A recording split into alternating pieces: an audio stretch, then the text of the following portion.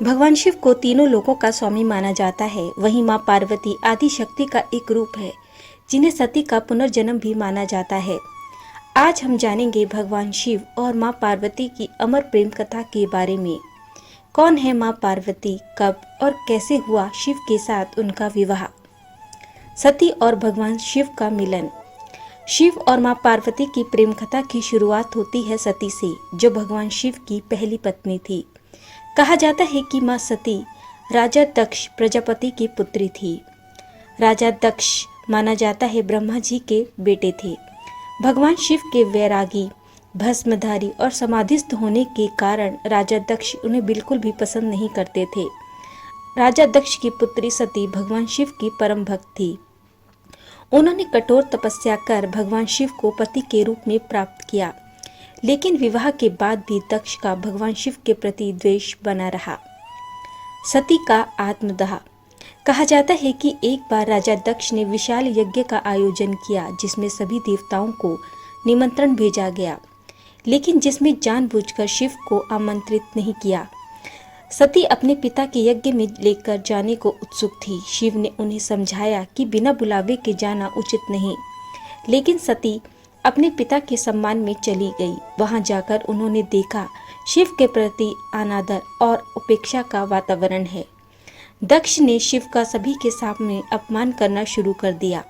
अपने पति का ऐसा अपमान सती सहन न कर सकी और उन्होंने वहीं यज्ञ कुंड में कूदकर आत्मदाह कर लिया। जब यह समाचार भगवान शिव को मिला तो वे अत्यंत क्रोधित हो गए और उन्होंने वीरभद्र और भद्रकाली को उत्पन्न किया और राजा दक्ष का यज्ञ विध्वंस कर दिया। अंततः भगवान शिव शोकमग्न होकर हिमालय की ओर चले गए और गहन तपस्या में लीन हो गए। पार्वती का जन्म।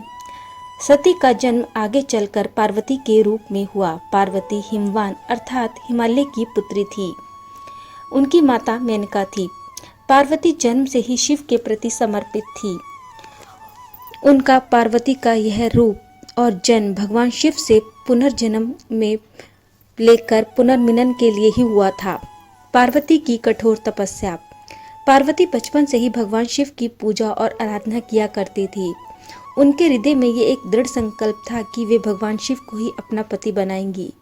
लेकिन भगवान शिव, जो सती के वियोग के बाद समाधि में लीन थे, किसी भी प्रकार के सांसारिक संबंधों से दूर हो गए थे। पार्वती को यह ज्ञात हुआ कि भगवान शिव को प्रसन्न करने के लिए उन्हें कठोर तपस्या करनी होगी। तब उन्होंने अपने महल को त्याग दिया और वन में जाकर वे तप करने लगी। धीरे धीरे अपनी तपस्या में वे इतनी लीन हो गई कि उन्होंने सब कुछ खाना पीना छोड़ दिया। निर्जल और निराहार रहकर वे कठोर तप करने लगी। इस घोर तपस्या से पृथ्वी और स्वर्ग तक हिल उठे। देवताओं को यह ज्ञात हुआ कि पार्वती शिव को पति रूप में पाना चाहती है, तो उन्होंने इसे ब्रह्मांड के संतुलन के लिए जरूरी समझा, क्योंकि केवल शिव और पार्वती के विवाह से ही शक्ति और शिव का मिलन होगा और सृष्टि का संचालन संतुलित रहेगा। कामदेव का प्रयास और विनाश। देवताओं ने भगवान शिव को समाधि से उठाने के लिए और उनकी समाधि भंग करने के लिए कामदेव को भेजा। कामदेव ने अपने पुष्पवाण से शिव को जगाने का प्रयास किया। भगवान शिव की समाधि भंग हुई, लेकिन जब उन्हें इस हस्तक्षेप का पता चला तो उन्होंने क्रोधित होकर अपनी तीसरी आंख खोली और कामदेव को भस्म कर दिया। इससे कामदेव की पत्नी रीति बहुत दुखी हुई। हालांकि भगवान शिव को बाद में पार्वती की तपस्या और भक्ति का ज्ञान हुआ। नारद मुनि व अन्य देवों ने उन्हें बताया कि पार्वती ही सती का पुनर्जन्म है। पार्वती की परीक्षा।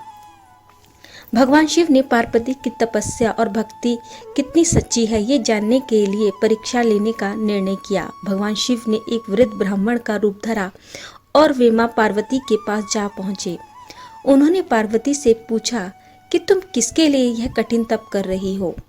तब मां पार्वती ने उनसे कहा कि वे शिव को पति रूप में पाने के लिए ही ये तप कर रही हैं। यह सुनकर वृद्ध ने शिव की निंदा करनी शुरू कर दी कि वे तो ओघड़ है, भूतों के साथ रहते हैं, उनकी कोई गृहस्थी नहीं है।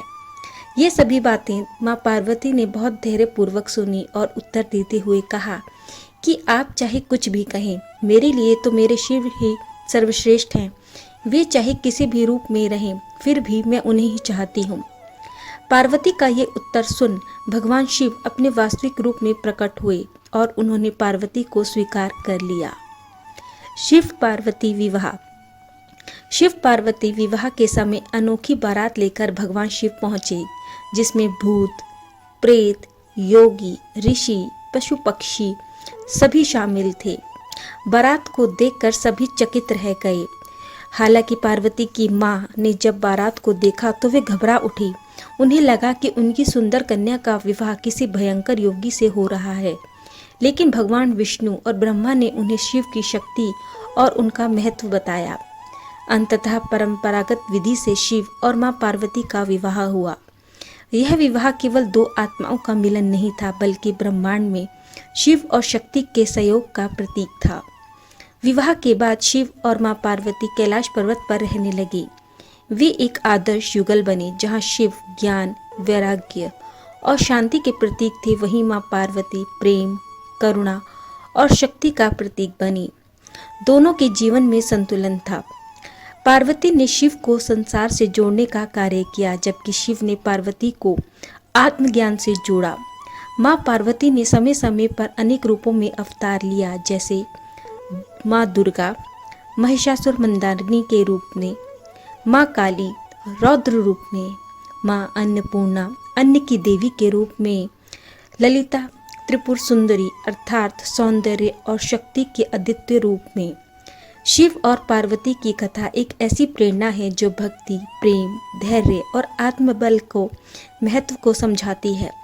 पार्वती ने अपने प्रेम के लिए कठोर तपस्या की और भगवान शिव ने उस प्रेम को स्वीकार भी किया। उनकी यह प्रेम की भक्ति शक्ति सच्चे संबंधों को दर्शाती है। शिव पार्वती का मिलन आत्मा से परमात्मा के मिलन का प्रतीक है।